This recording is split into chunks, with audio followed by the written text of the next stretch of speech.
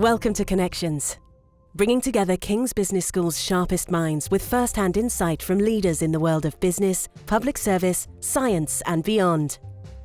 I'm very pleased to welcome here today Dr. John Lang. John has been at the forefront of corporate health management in Australia for over 3 decades, delivering many of their largest, most innovative and successful employee wellness programs. John currently runs SHAPE, the survey for health, attendance, productivity and engagement, which focuses on all the factors that underpin employee performance. So welcome, John. Thank you, Katie. Pleasure to be here. So John, just to start us off, can you tell us what is wellbeing at work? When we say wellbeing, what do we actually mean and why does it matter? Commonly it encompasses, physical and mental health, but these exist in the context of working life, and so, they're impacted upon by, everything from management style and culture to, toxic work environment. Working back with a model that I've worked with for 30 years now, we're all like the CEO of Me Inc., the company that I am in charge of, and I therefore must look after or manage my physical and psychological health, my career, my family, my knowledge and learning, my financial well-being, have a social life and do things according to my own values and beliefs. And for me, that wider sort of contextual definition encompasses all those things. Partly because if any one of those 8 things goes south on me, like if I lose my job or I have a physical or mental health issue, the flow-on effects to other areas of your life are just like dominoes. So we shouldn't be trying to pick winners out of these sort of broad areas of our life. The idea is to manage them all as well as we possibly can.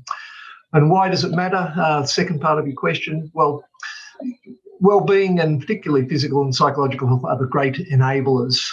They enable workers to make the most of the skills and experience they have. And, for the listeners, to complete a degree, get a job, gain experience, work your way up, only to be held back by poor mental or physical health is unfortunate. Businesses talk a lot about sustainability of their business practices and models. Mental and physical health underpin our personal sustainability, that making us employable over the long term, the duration of our working life, in fact, which, of course, with increased retirement age is getting longer. So thanks, John. That's a really helpful definition and overview there. So what I'm wondering at the moment is, how does COVID affect this? For example, we've heard some people talking about the 6-month wall that we're all hitting now as COVID drags on, and the impact that this might have on our ability to continue coping with the crisis as it unfolds. Yeah, well, that's an interesting one, because the 6 months is in behavioural psychology is an important time frame. There's a famous model called the trans-theoretical model. James Prochaska, Carlo Di Clemente developed this some years back, and it's actually a synthesis of concepts from 400 or so different theories of behaviour. And so whereas the physicists have been searching for the grand unified theory of all matter and energy, the psychologists sort of got it with the trans-theoretical model. And basically, we go through stages of change in our life. We can be pre-contemplative, not thinking of changing. We can sometimes contemplate change. Usually that's precipitated by an event in our life that makes us reconsider what we're doing. We can therefore then move on to planning and preparation, then the first overt sign that we're doing something, action. And around about 6 months, action transitions into maintenance, and that's where we don't have to work as hard at maintaining a behaviour. So when we come to COVID, thrust upon us without the ability to plan, we can fire up with being self-motivated to a point and for a certain period of time. But there's this thing called motivation fatigue. It goes under different guises in different fields of psychology. Ego fatigue or ego depletion is another common thing. And it basically says we have a finite pool of willpower to draw upon and motivation, and when that expires, you succumb. To put this in the context of COVID and the 6 months sort of wall, I decide I'm going to exercise. Whether or not I will successfully fulfill my commitment to that exercise depends on 2 main things: my degree of motivation and the barriers that I face in implementing my strategy. Now, most people know the barriers to exercise: lack of time, lack of energy, lack of peer support, lack of facilities. There's an endless list. In Australia, the Bureau of Statistics here has 19 factors on their annual health survey, the barriers to exercise. But if I am sufficiently motivated, I will overcome those barriers. So the whole success or failure of my exercises depend on this interplay between motivation versus barriers. If you leave the barriers there and rely completely on motivation for success, you will suffer motivation fatigue and you will fail. So what you're trying to do is identify the barriers to overcome the issues of lack of time and energy and facilities and so forth, so that you require less motivation to maintain your habit or your commitment to exercise. Therefore, you're much less likely to suffer motivation fatigue or ego depletion before you transition over that 6-month period from an action into a habit. And habits, by definition, are things we do without the need to be motivated. Habits are the perfect world for anyone in behaviour change, because the change continues on without the need to be motivated and therefore risk ego depletion.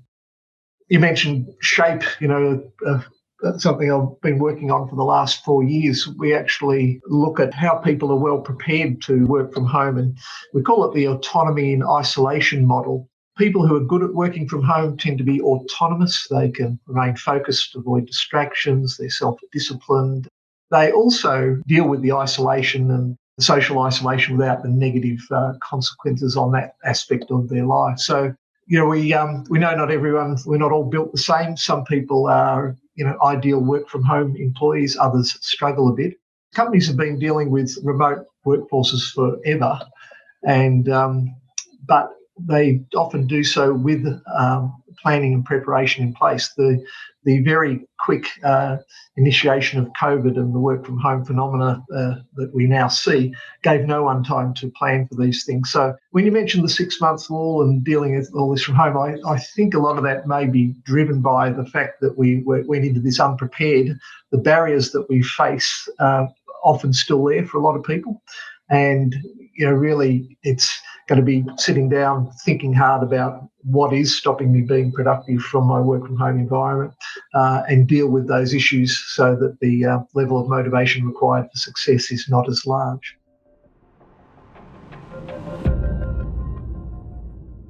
I suppose something that's affecting us, particularly here in the UK, but not you in the lovely sunny weather you've got in Australia at the moment, is that we're going into winter and the weather is getting worse, the days are getting shorter.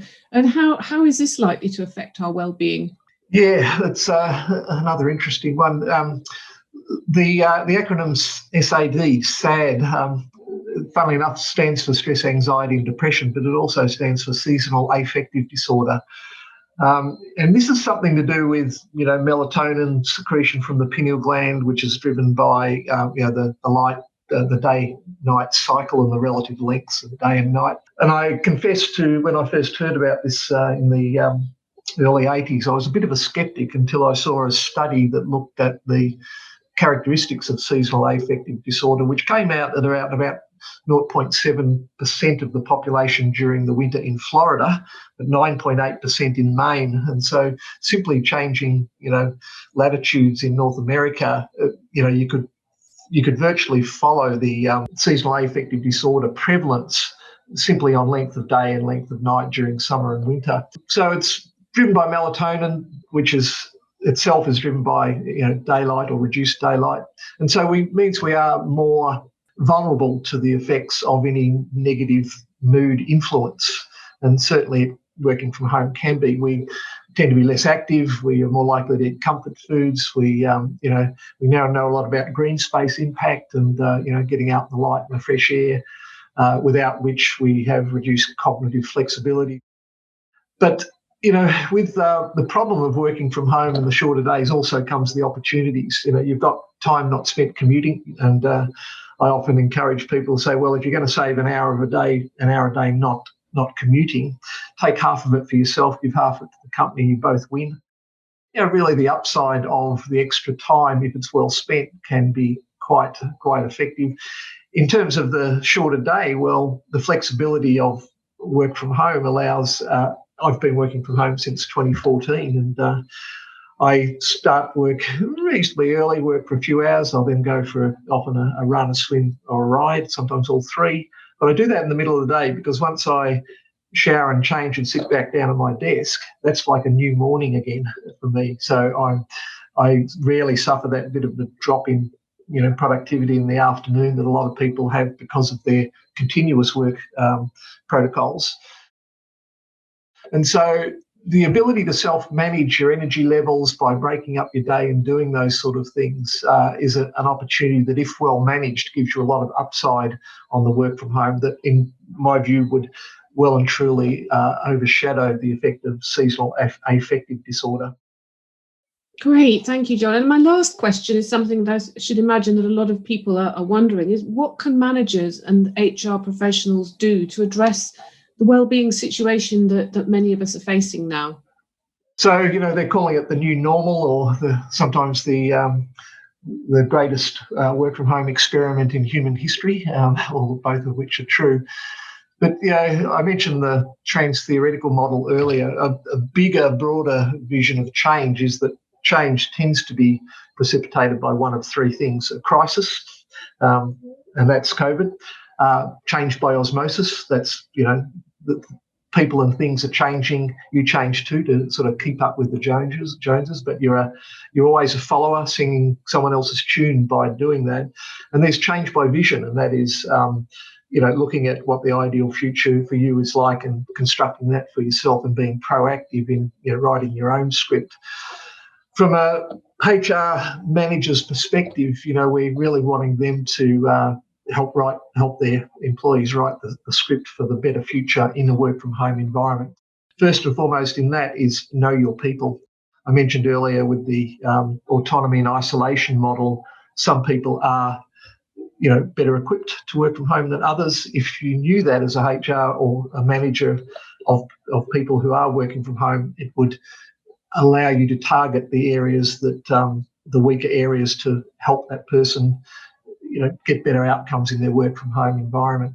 So know your people, and there are lots of I've mentioned SHAPE and the AIM model, but there are lots of good surveys about working from home and people and personalities that can be used to truly understand what's going on, because knowledge is power here, and that data is going to drive the identification of the hotspots and those hotspots, other things for which you would look at developing a strategy and providing support, etc. So really it's being proactive and using the tools and resources that are available to you, good evidence-based stuff, to identify areas that require intervention and work with your people to get those outcomes. Obviously, very hard to be much more specific than that because there are so many variables at play here. There's a lot of literature now around on this topic because we've caught up a little bit on a bit of the science and the HR practices that are working well in a work from home situation. But it's I think there's certainly enough out there to learn from and to construct a viable strategy. John, thank you very much indeed for your insights. You're welcome, Katie. Thank you.